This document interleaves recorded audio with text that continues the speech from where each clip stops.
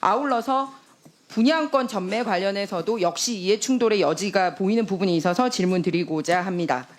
2006년 전북 도의원 당시 첫 재산 신고해 보니까 전주 센트럴파크에 그 분양권 신고가 되어 있던데 이거 어떻게 가지게 되신 겁니까?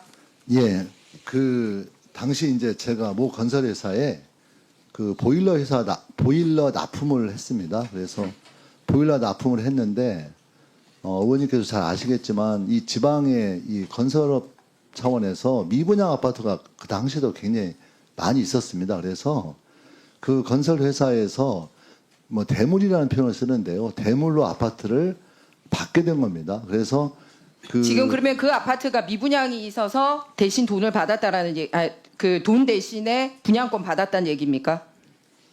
이치적으로 보자면 그렇다고 보고요. 그러니까 예를 잠시만 그러면 저기 다음 넘겨보세요. 이 아파트 미분양 아니었습니다. 예, 제일건설의 센트럴파크 청약률 2대1 기업 지방업체로서는 드문 사례 분양 현장에서 1,200만 원 프리미엄 약속됐다는 아파트인데 무슨 미분양이 돼서 저기 돈 못 받았다고 말씀을 하세요? 그러니까요. 그 제가 볼 때 그 아니 지금 거짓으로 말씀하고 계시지 아니 않습니까? 거짓이 아니고요. 이건 확인을 해보면 정확히 알 수 있습니다. 실제 현장 왜 이러십니까? 지금 후보 아니시잖아요, 문진석 그 수석님. 의원님, 자, 이 문제는 제가 예. 그 세치어로 장난치고 할 수 있는 성격의 문제가 아닙니다. 그래서 자, 그러면 다시 첫 페이지 보겠습니다. 이 아파트가요, 당시 전주에서는 주상복합으로 입지도 좋고 뭐 호남 최대 주상복합 아파트로 특급 입지 이러면서 분양이 아주 일어났고요. 그런데 본인이 지금 미분양이라서 못 받았다는 식으로 답변 잘못하고 있는데 이 시간 예. 끝나도 정확하게 답변 주세요. 그다음에 하나 더 있겠습니다. 예, 맞습니다. 예, 그 500세대 뭐가 맞다는 얘기입니까? 그 당시 센트럴파크가 미분양되어서 시제 저층 아파트 같은 경우는 제가 이걸 팔아서 현금화를 해야만 상당히 그 아니 저층 아파트를 떠나서 그러면 이 기사 전부 다 엉터리입니까? 저는 이게 제가 지금 답답한 건 예. 제가 이 기사를 어떻게 이해해야 될지는 잘 모르겠습니다. 다만 이 기사 하나로 예를 들면 지방 이 건설에- 기사가 하나가 아니에요. 지금 제가 여러 건을 계속 보여드리고 있습니다. 예. 그래서 여러 가지 기사가 나오고 있고요. 사실관계 명확하게 저에게 증빙할 네. 수 있는 자료 주시기 바라고요. 그다음에 또 이해가 안 되는 게 네. 해당 아파트에 보일러 들어가게 된 게 저기 그러면 못 받은 돈이 얼마라는 겁니까? 그러니까 의원님 죄송한데 그러니까 못 실제 받은 돈이 얼마냐고요. 그 워낙 오래된 일이다 보니까 돈이 얼마큼 빌렸고 이런 거에 대한 구체적 기억이 사실 없습니다. 아니 그래서 그러니까 이해가 안 되는 게 본인이 그때 보일러 사업을 했고 아파트에 보일러 그 들어갔는데 건설 업체로부터 돈을 못 받았다라고 얘기를 하면서 당시에 본인이 사업을 하면서 돈을 얼마 못 받았는지를 얘기를 못 하고 있고 얼마를 못 받았기 때문에 얼마짜리 분양권 받았는지 답을 못 하고 있다는 게 말이 됩니까? 앞으로 국토부 장관 하실 분이요. 의원님 제가 이제 대물에 대해서 좀 설명을 드리면 자, 잠시만요. 제가 그래서 아까 서면 자료로 제출해달라고 했는데 집 말로도 대답이 엉터리고 서면 자료도 안 오고 있지 않습니까? 더군다나 해당 업체는요. 다른 사람 돈은 안 줘도 우리 후보님께 돈을 안 주기가 이상한 상황인데 보십시오. 해당 업체는 제일건설인데요. 이 제일건설의 외삼촌 후보자의 외삼촌이 상무고요. 예, 그리고 그 회장의 여동생이 외숙모예요. 그런데 후보자님한테 돈 안 줘가지고 그 뭐 돈 대신에 돈을 안 주고 있어서 돈 받을 게 있어서 분양권 받았다라고 말하는 게 납득이 됩니까? 예, 제가 그 문제에 대해서 좀 설명을 하면요. 대물이라고 하는 아파트 그 변제라고 하는 게 어떤 예를 들면 내가 너한테 얼마 줘야 되고 얼마 못 받으니까 이 아파트로 주겠다라고 하는 차원의 문제가 아니라 실제 납품하고 또 대금을 지불받고 하는 연속 소송 과정에서 그 아파트 회사에서 대물로 상당히 대물을 부당 변제하는 겁니다. 취득의 그 느낌이 나고 있다라는 말씀을 드립니다. 명확하지 않습니다. 본인이 못 받은 돈이 얼마인지 왜 말을 못 합니까? 보일러 업체에서 왜 돈을 얼마 못 예. 받았는지 얘기를 못 자, 하냐고요. 아니 그러니까 아니, 그런 아니, 메커니즘에 의원님. 대해서 제가 우리 후보자님 얘기를 한번 좀 들어보시는 게 맞을 것 같아요. 후보자님 설명해 보세요. 그러니까 그 메커니즘이 내가 1억 원치 그 보일러를 납품했으니 시공회사에서 1억 원을 납품해야 되고 현금을 3천 받았고 7천을 못 받았으니 아파트 값으로 7천을 가져고 뭐 이런 개념이 아니라 연속 손상인 거죠. 아파트에 그 보일러를 납품하고 그 납품한 대금이 그 회사에서는 줄 의무가 있고 하지만 진행되는 과정에서 꼭 그 센트럴파크 아파트에 보일러를 넣냐 안 넣냐가 아니라 다른 건 다 잘 되지만 특정 지역의 아파트가 미분양이 될 수 있기 때문에 그 미분양된 걸 저희가 법적으로 구매하는 겁니다, 사실. 그래서 구매하는 과정에서의 그 문제로 보는 게 당시 그 메커니즘이고 다만 그 당시에 제일건설 관계에서 어느 정도 돈을 주고 받아야 되는지 구체의 수치에 대해서는 사실 20년 전 얘기여서 어떤 서류가 있거나 또 기억이 있거나 그러지 못한 점은 정말 죄송하게 생각을 합니다. 예. 자, 다음 그 전영기 의원님 질의해 주시기 바랍니다. 자, 전영기 의원. 네, 화성정 전용기입니다. 후보자님 고생 많으십니다. 제가 방금 우리 존경하는 김희정 의원님께서 말씀 주신 그 부분을 제가 한 번 더 말씀드리겠습니다. 거기가 송촌동에 있는 우리 센트럴파크 맞죠? 예, 송천동 소재입니다, 전주시. 제가 지금 방금 그 기사들이 막 있다 그래가지고 방금 검색을 해봤는데요. 2008년도에도 한 80가구가 못 들어갔답니다.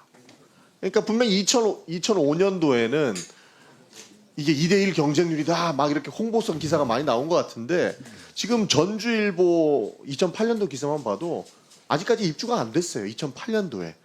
그러니까 우리가 홍보성 기사에 속아서 이것이 분양이 다 완료된 것처럼 보기에는 무리가 있다. 그래서 이때 당시에는 굉장히 전국적으로 미분양 사태가 많았던 것 같고요. 그리고 그것이 지방으로 가면 갈수록 더 미분양 사태가 많았던 것으로 기억하는데 그리고 검색해봐도 그렇게 나오거든요. 혹시 후보님 어떠십니까?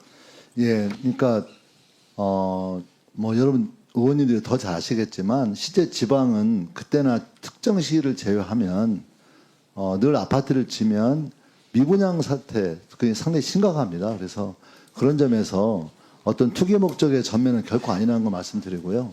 또 건설회사가 어려우면 사실 업자들에게 떠넘기식 강매도 참 많이 있어 왔습니다.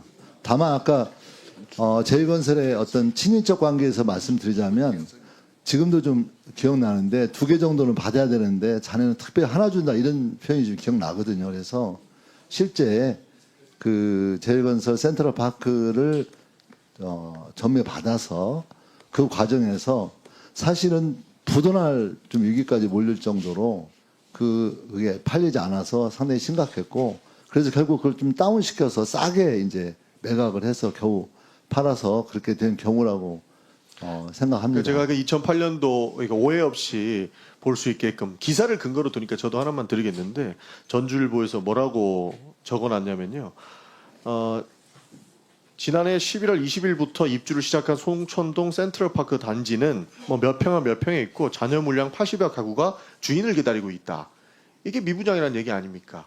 근데 2005년도에 이 인기가 많아가지고 이미 다 팔렸는데 그게 어떻게 미분양이냐라고 하는 부분들은 안 맞는 것 같다. 지금 검색만 해도 바로 나오거든요. 그 부분들을 감안해 주셨으면 좋겠고. 자, 그러면 지금부터 잠시만 주목해 주시기 바랍니다. 제가 구독자분들을 위해서 선물 하나를 준비했는데요. 제가 항상 여러분들께 드리는 말씀이 있습니다. 뉴스만 평소에 잘 챙겨보셔도 돈이 되고 돈을 벌 수 있다라고 말씀을 드렸는데요. 여러분들은 여기 보시는 삼성전자 뉴스를 보고 어떤 생각이 드세요? 아니면 정치인들의 뉴스, 날씨 뉴스를 보고는 어떤 생각이 드시나요? 그냥 뉴스만 보고 끝내는지 아니면 이 뉴스를 어떻게 이용할 수 있는지 이 부분을 고민하고 계시는지를 되물어보고 싶습니다. 그 이유가 뭐냐 하면 제가 지난번에 여러분들께 뭐라고 말씀을 드렸었죠? 지금은 반도체 섹터를 눈여겨보셔야 한다고 말씀드렸습니다. 그리고 나서 이런 썸네일들 뉴스를 통해서 많이 보셨을 겁니다. 반도체 내용이 이슈가 됐을 때 부자들은 어떻게 생각한다? 반도체 관련주들은 뭐가 있는지, 어떤 종목이 가장 좋은지, 어디에 투자해야 돈이 몰리는지 자연스럽게 생각한다고 제가 말씀을 드렸죠. 그 이유가 뭐냐 하면 부자들이 봤을 때는 이슈가 곧 돈으로 이어지고 그 이슈가 나에게 돈을 벌어준다는 경험적 확신이 있기 때문에 부자들은 항상 이런 사회적 이슈를 관심있게 챙겨본다고 제가 말씀을 드렸습니다. 이번에도 마찬가지인데요. 제가 지난번에 시청자분들과 함께하는 주식으로 수익 내기 이벤트를 진행했었죠. 당연히 100% 무료로 진행을 했었고요. 여기 보시면 아시겠지만 제가 지난번에도 구독이라고 보내주신 모든 시청자분들께 반도체 관련주 중에 가장 크게 급등할 딱 한 종목, 많은 종목도 아니라 한미반도체 한 종목을 여러분들께 추천드렸어요.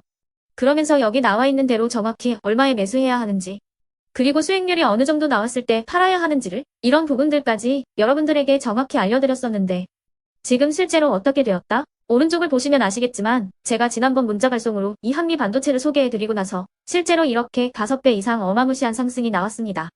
100만 원만 투자를 했어도 무려 500만 원이 넘는 수익금이 생긴 거죠.